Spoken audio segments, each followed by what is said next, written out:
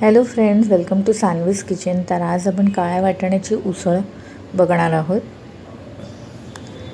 तर त्यासाठी मी काळे वाटाणे भिजत ठेवले होते आणि त्याला मोड आणलेले आहेत. इथे पातेलं गरम केलेलं आहे, त्याच्यामध्ये आपण कांदा परतून घेऊया.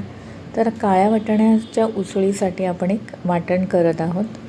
तर इथे कांदा चिरून घेतलेले आहेत, 5-6 लसणीच्या पाकळ्या घेतलेल्या आहेत आणि ते आपल्याला व्यवस्थित परतून घ्यायचं आहे, लालसर करायचं आहे.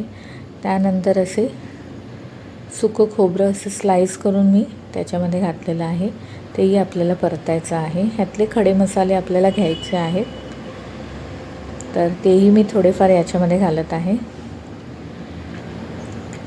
तर काळी मिरी, लवंग, धणे असं घालायचं आहे. थोडंसं जिरं घातलेलं आहे, थोडी बडीशेप घालायची आहे.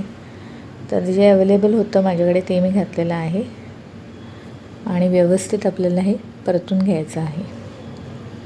तर याच्यामध्ये तुम्ही खसखस पण घालू शकता किंवा जे आपले गरम मसाले आहेत, मोठी वेलची वगैरे तेही घालू शकता. तर सध्या इथे बेसिक मसाले, खडे मसाले मी वापरले आहेत.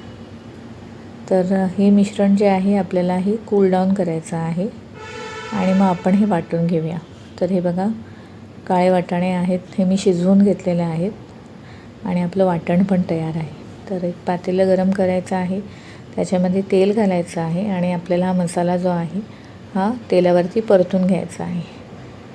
तर तेलामध्ये मी मसाला घातलेला आहे. आता त्यामध्ये आपल्याला हे मसाल्याचं पाणी असतं तेही घातलेलं आहे. आता आपल्याला हळद घालायची आहे, 1/2 टीस्पून.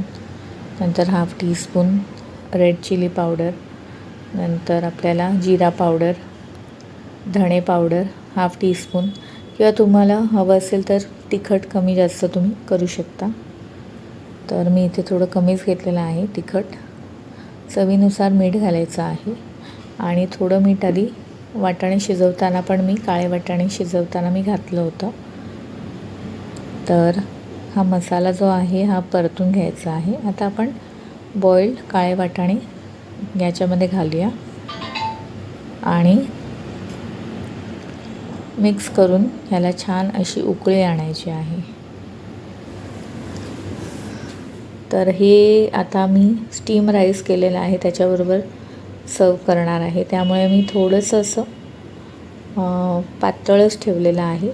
तुम्हाला अगदी थोडी अशी थपथपीत अशी भाजी हवी असेल किंवा थोडी मसालेदार, तर तुम्ही आणखी आटवू शकता.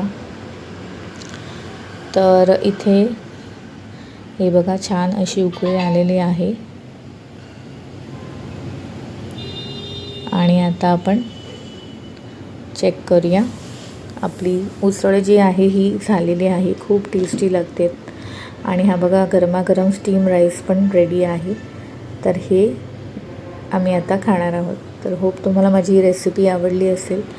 तर प्लीज माझ्या चॅनलला लाईक करा, शेअर करा आणि सबस्क्राईब करा. थँक्यू.